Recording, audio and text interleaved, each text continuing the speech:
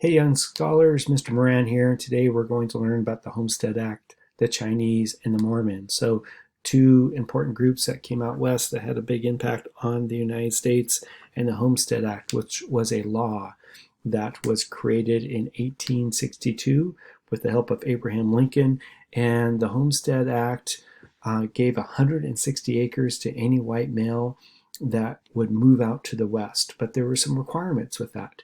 They had to live on the land for 5 years. They had to cultivate it for those 5 years, meaning they had to farm it for 5 years. They had to be an American citizen, and they had to build a permanent settlement, meaning a house on it for 5 years. And then once they achieved that threshold of 5 years, the government gave them 160 acres.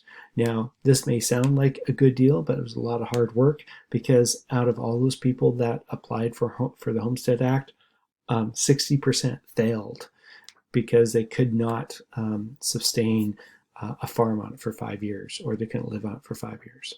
But later on, the Homestead Act was changed to include women, and after the American Civil War, it allowed former slaves to claim 160 acres of land.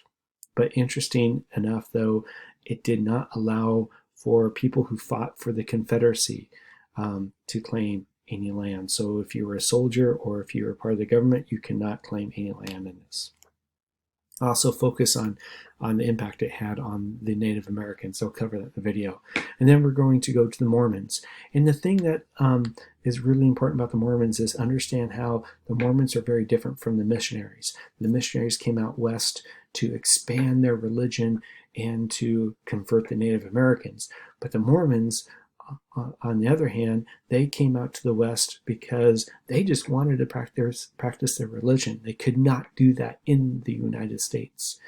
In fact, during the map activity, when you look at that map, the Mormons actually had to leave the United States. They went to Mexico to practice their religion because they were persecuted in the United States. Another thing too is when the Mormons picked the spot for their settlement, which is now modern day Salt Lake, which is a great place, but in that time period it was desolate. I mean, think about it, guys. They picked the middle of a desert next to a salty body of water, and they thought this was great because no one would want to stay there except for them. And then finally, you're going to learn about the Chinese. Pay particular close attention to how the Chinese were treated and their impact on the railroads. And they're going to touch a little bit on the Transcontinental Railroad. And that was that first railroad that spanned the United States. So you could take one rail car from Washington, D.C. to Sacramento, California. It might take you 6 days, but you could do that. And by our standards, 6 days, oh my gosh, that's forever. But that beats taking 6 months if you were going to take a wagon train. So there you go, in a nutshell.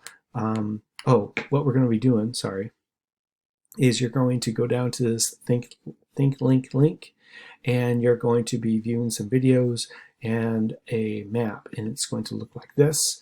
And I have no problem if you view the videos as you complete the quiz. There are 3 videos, and then there's one map activity right here. And then once you're done, you're done. All right, thanks, and have a great day, Wildcats.